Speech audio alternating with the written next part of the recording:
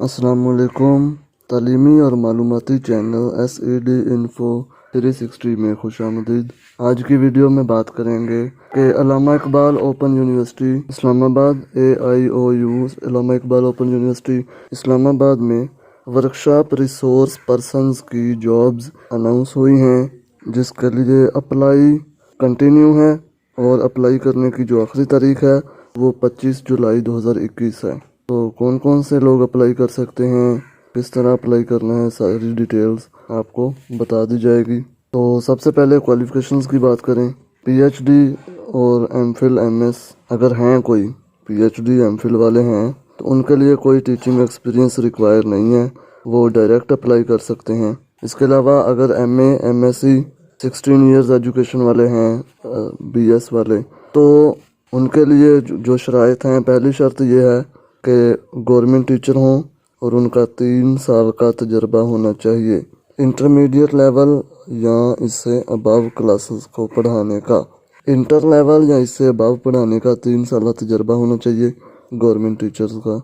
इसके अलावा अगर ये नहीं है तो प्राइवेट इंस्टीट्यूशंस में या प्राइवेट प्लस गवर्नमेंट इंस्टीट्यूशंस में 5 साल पोस्ट एक्सपीरियंस होना चाहिए।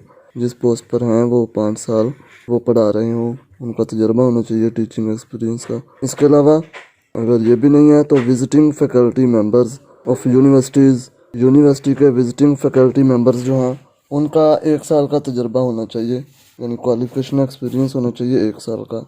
तो ये 3 कैटेगरीज हैं, 4 कैटेगरीज हो गई। PhD और MPhil वालों का तजर्बा ज़रूरी नहीं है, वो डायरेक्ट अप्लाई कर सकते हैं। बाकी सब के लिए कोई ना कोई तजर्बा ज़रूरी है। इसके अलावा जो BEd या MAd डिग्री होल्डर हैं उनको तरजीह दी जाएगी, यानी एप्लीकेंट्स विद BEd और MAd degrees will be preferred. इसके अलावा अप्लाई करने का तरीकाकार ये है कि आपने tutor.aiou.edu.pk जो है वेबसाइट, उस पर जाना है। गूगल में वो लिखना है तो उस वेबसाइट पर जाना है। वहाँ जाकर आपने अपना अकाउंट जो है साइन अप करना है। उसके लिए ईमेल, शनाख्ती कार्ड नंबर और मोबाइल नंबर ज़रूरी होता है। आपका अकाउंट बन जाएगा, फिर उस अकाउंट में आपने लॉगिन करना है और बाकी डिटेल्स देनी है। ये भी आपको इसके बाद जो अकाउंट बनाने का तरीका है और उसमें इंफॉर्मेशन ऐड करने का तरीका, ये भी आपको बताते हैं। इसके अलावा अकाउंट बनाने के बाद एंड पर जो प्रोसेसिंग फ़ीस है वो 1000 रुपये हैं, जो आपने जो चालान है वो प्रिंट आउट करके ऑनलाइन फॉर्म सबमिट करके प्रिंट करना है चालान को, और वो आपने सबमिट करवाना है ABL UBL FWBL। इसके अलावा आप इजी पैसा, यू पैसा की बैंक ब्रांचेस, टेलीनार की और यू बैंक जो हैं वहाँ पे भी आप जमा करवा सकते हैं। इसके अलावा ये जो जॉब्स हैं ये वर्कशॉप रिसोर्स पर्सन्स की जॉब्स हैं। ये ऑनलाइन मैनेजमेंट सिस्टम जो आगाही LMS है वो उसके लिए हैं, यानी जो वर्कशॉप्स हैं उनको कंडक्ट करने के लिए जॉब्स अनाउंस की गई हैं।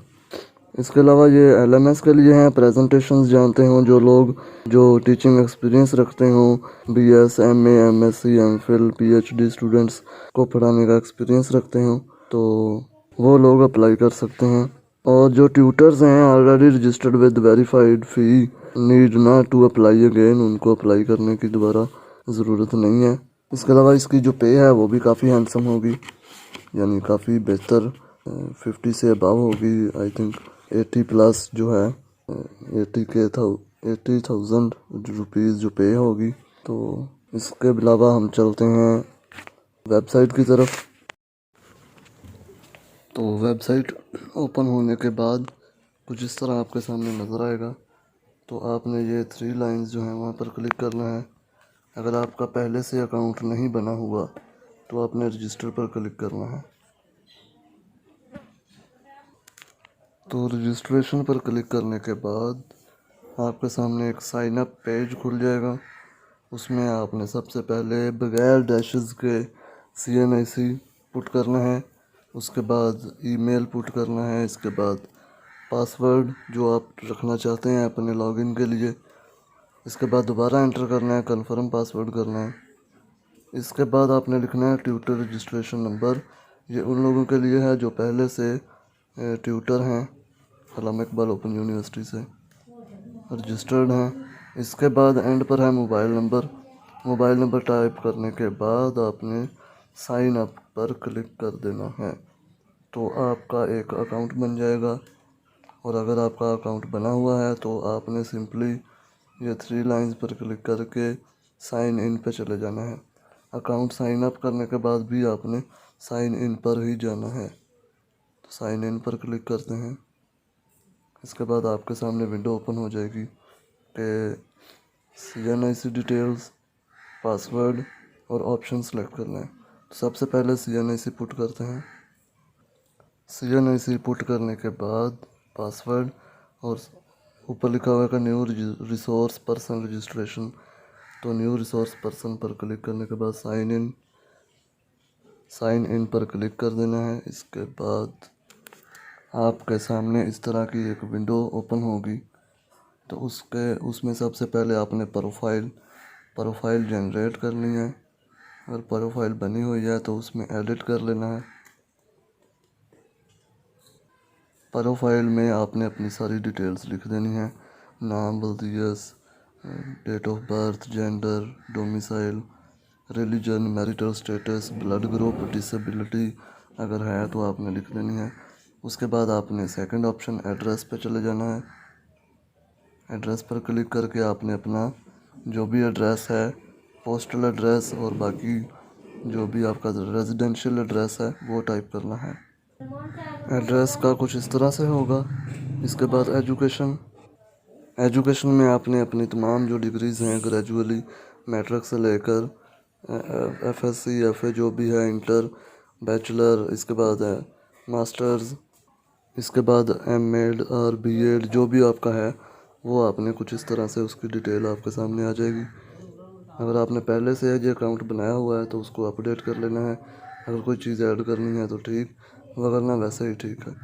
डिग्री ऐड करने के लिए आपने सबसे पहले सर्टिफिकेट डिग्री लेवल सेलेक्ट करना है कि मैट्रिक है या कौन सा है। उसके बाद आपने स्पेशलाइजेशन आर्ट्स है या साइंस है वो सिलेक्ट करना है। ईयर्स ऑफ मेजर एक्सपीरियंस, इसके बाद डिग्री अवार्डिंग इंस्टीट्यूट, बोर्ड का नाम जो भी है, पासिंग ईयर लिख लेना है। इसके बाद परसेंटेज है तो परसेंटेज, डिवीज़न लिखनी है तो डिवीज़न, CGPA है तो CGPA के हिसाब से आपने अपनी डिग्री को साथ साथ सेव और अपडेट करते जाना है। क्लिक कर देना है सेव अपडेट के बटन पर। एजुकेशन के बाद आपने एक्सपीरियंस पर क्लिक करना है। एक्सपीरियंस में आपने अपने वर्क के बारे में बताना है कि आप क्या काम करते हैं। वर्क लिख देना है, टीचिंग है, नॉन टीचिंग है, या पहले से ट्यूटर हैं या रिसोर्स पर्सन है, तो वो क्लिक कर देना है कि टीचिंग हैं आप। सेकंड ऑप्शन है जी एंटर स्कूल, कॉलेज, यूनिवर्सिटी या डिपार्टमेंट नेम। यहाँ पर आपने उस अदारे का नाम लिखना है जहाँ पे आप काम कर रहे हैं। इसके अलावा जॉब सेक्टर, जॉब में गवर्नमेंट है, सेमी गवर्नमेंट है या प्राइवेट है, तो जो भी आपका हो वो आपने सेलेक्ट कर लेना है। इसके अलावा टीचिंग लेवल, प्राइमरी है, एलिमेंट्री है, सेकेंडरी, ग्रेजुएट या जो भी आपका है वो अपने मुतल्लिका कैटेगरी सेलेक्ट कर लेनी है।